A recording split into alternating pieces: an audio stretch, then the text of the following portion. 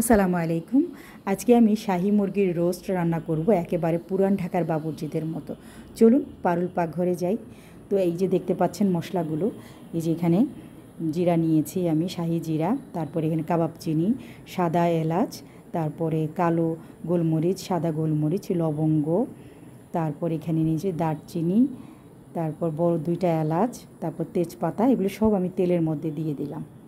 তো দিয়ে এখন আমি একটু নেড়ে চেড়ে ভেজে নিব। একটু যখন গন্ধটা ছড়িয়ে যাবে তখন আমি এটার মধ্যে পেঁয়াজ দিয়ে দিব। পেঁয়াজ দিয়ে পেঁয়াজটাকে একটু ভেজে নিচ্ছি। পেঁয়াজ বাটা ছিল, তো এখন দিয়ে দিচ্ছি আমি আদা বাটা আর রসুন বাটা। তো দিয়ে দিলাম আদা বাটা রসুন বাটা, দিয়ে ভালো করে কষিয়ে নিব। এখানে মরিচ দিয়ে দিলাম 1 চামচ, হলুদ দিয়ে দিলাম 1 চামচ, ধনিয়া 1 চামচ, দিয়ে জিরার গুঁড়ো 1 চামচ দিয়ে দেবো, গরম মশলার গুঁড়া দিয়ে দিলাম 1 চামচ। তো সব আমি অল্প করে দিলাম, কারণ এখানে অনেক ধরনের মশলা যাবে, তাই সব কিছু অল্প করে দিতে হবে। তো এখন একটু পানি দিয়ে কষিয়ে নিচ্ছি। তো এখন দিয়ে দেবো টক দই, দিয়ে খুব ভালো করে এটাকে কষিয়ে নিব। কষানো হয়ে গেলে এখানে আমি দিয়ে দিলাম আপনার কাঁচামরিচ থেতু করে, মানে বাটা, আদা বাটা, মানে একেবারে আস্তও না কাটাও না, আধা বাটা করে আমি কাঁচামরিচ দিয়ে দিলাম এখানে কতগুলো। তো দিয়ে দিলে ভালো লাগবে খেতে অনেক। তো এখন দিয়ে দিচ্ছি মুরগিটা দিয়ে মশলার সাথে ভালো করে করে নিব, কষিয়ে নিব। যত ভালো করে কষাবো ততটা খেতে ভালো লাগবে। মশলাগুলো মুরগির ভিতরে ঢুকলে মুরগি খেতে খুব ভালো লাগে। যদি লবণ মশলা এগুলো না ঢুকে আলাদা থাকে তাহলে খেতে কিন্তু ভালো লাগে না। যতটাই সুন্দর করে কষাবো ততটাই খেতে ভালো লাগবে। আর এখানে অনেকগুলো মুরগি, তো 8টা মুরগি, আমাকে তো একটু কষ্ট করতেই হবে।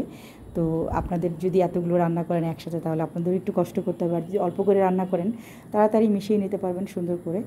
তো এখন দিয়ে দিচ্ছি আমি জয়ত্রী জায়ফল, দিয়ে ভালো করে মিশিয়ে নিচ্ছি। আমি আজকে ফুড কালার দিব না, ফুড কালার ছাড়াই রান্না করব। তো এইগুলা যা সব কিছু দিতে দিতে যতটুকু কালার হবে অতটুকু কালার দিয়ে রান্না করব। তো এখন আমি দিয়ে দিচ্ছি টমেটো সস।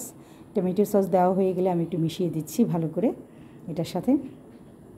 যাই হোক, আপনারা যারা নতুন রাঁধুনি, নতুন রান্না শিখছেন, অনেকেই রান্না জানে না, তো দেখা যায় যে ইউটিউব দেখে রান্না করে, তাদের জন্য। তো লবণ দিয়ে দিলাম এখানে আমি, দিয়ে আমি ভালো করে নেড়ে মিশিয়ে দিচ্ছি। এখন একটু দিয়ে দিলাম লেবুর রস দিয়ে আমি এখানে একটু চিনি দিয়ে দিব। তো আপনারা যারা নতুন রান্না করেন তারা সব সময় একটা জিনিস খেয়াল রাখবেন, খুব ভালো করে কষাবেন। সব কিছু ভালো করে কষালে খেতে কিন্তু খুব ভালো লাগে। তো এখন আমি চিনি দিয়ে ভালো করে মিশিয়ে দিচ্ছি। আর এখন আমি পেঁয়াজ বেরেস্তা তেল সহ দিয়ে দিলাম। পেঁয়াজ আমি যেই বেরেস্তা করেছি, যে তেলটা ছিল সেই তেলটা সহ দিয়ে দিলাম, কারণ মুরগিতে আমি তেল কম দিয়েছিলাম। তো এখন দিয়ে দিলাম বাদাম বাটা দেওয়া হয়ে গেলে এখন দিয়ে দিলাম মাওয়া দিয়ে আমি ভালো করে নেড়ে চেড়ে মিশিয়ে দিচ্ছি।